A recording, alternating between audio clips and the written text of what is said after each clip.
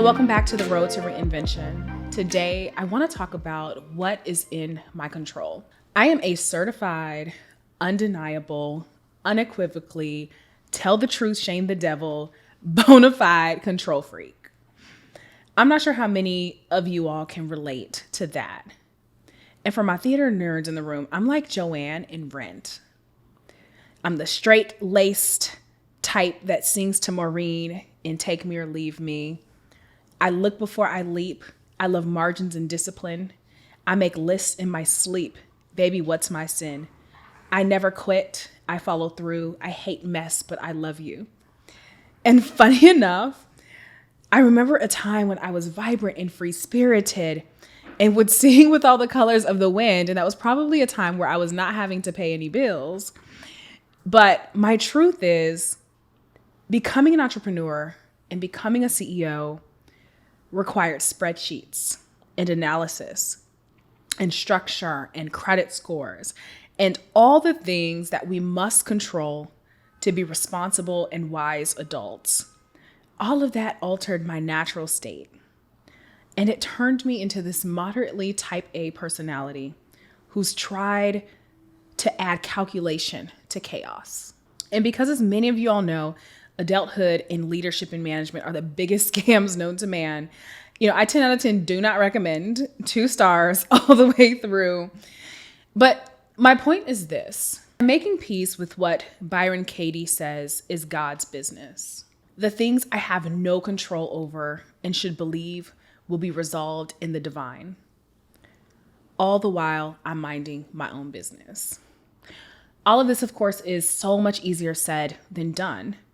But then what happens when chaos ensues and overwhelm kicks in and there's no solid ground to stand on? Or maybe when your business is running out of money, or you didn't get that promotion you were hoping for. Maybe your kids have gone completely mad and the house needs fixing, or you have a family of squirrels living in your attic for months.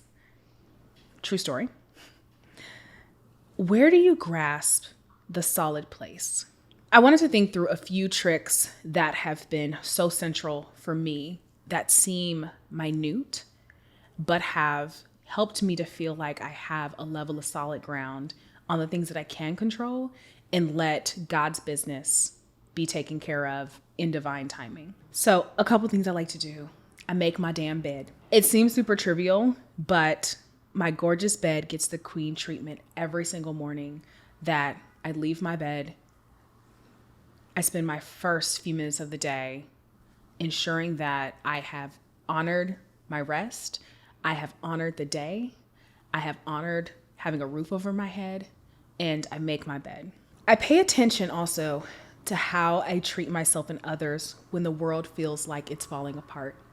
I know so many of us can get into this rut of anxiety and challenge, and it can affect our mood. It can affect the way that we speak to ourselves, and it for sure can affect the way that we handle others with care. It's so easy to direct some of that anger and anxiety internally and say, I can't do anything right. I'm not smart enough. I'll never close this deal, etc., etc., etc. And it's even easy to lash out at your loved ones, be it your significant other, maybe family members, and sometimes it's completely unwarranted. But we also know that that behavior and that posture is never going to make things any better. And so on those days when it can be challenging and you wake up feeling overwhelmed, what I have control over is being extra kind to myself, being extra compassionate to myself during those times, and ensuring that these temporary moments of discomfort do not create long-term negative consequences in my life or within my relationships. A third thing I do to gain a level of solid ground is I try to organize myself. If I know I'm going to have a hard road ahead, I double down on what I can do and be as detailed as possible in that. I have a plan for tackling things one step at a time. I chart out the necessary steps. I chart out the budget. Maybe I organize my desk. Maybe I organize my digital files, clean up things I no longer need, or even trim things from my calendar that are unclear or unimportant to me getting through a challenge. And last but not least, I have learned to ask for help and support.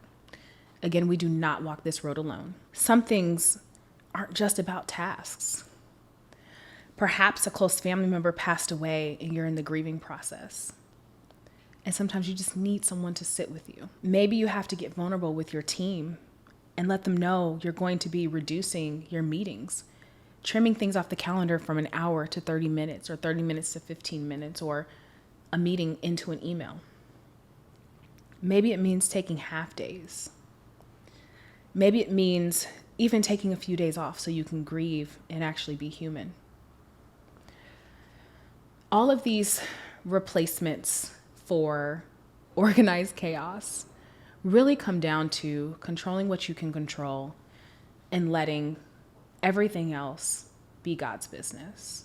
And if you're in the middle of managing chaos, some things that truly, truly are not within your control, you take a step back and you ask yourself, okay, what can I do? What do I have control over? I have control over my attitude. I have control over my schedule. I have control over how vulnerable I am in asking for help.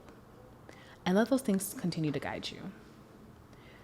I'm really excited about the work that you're doing, the work that I'm doing, and I want to continue connecting with you. Reach out to me on social media.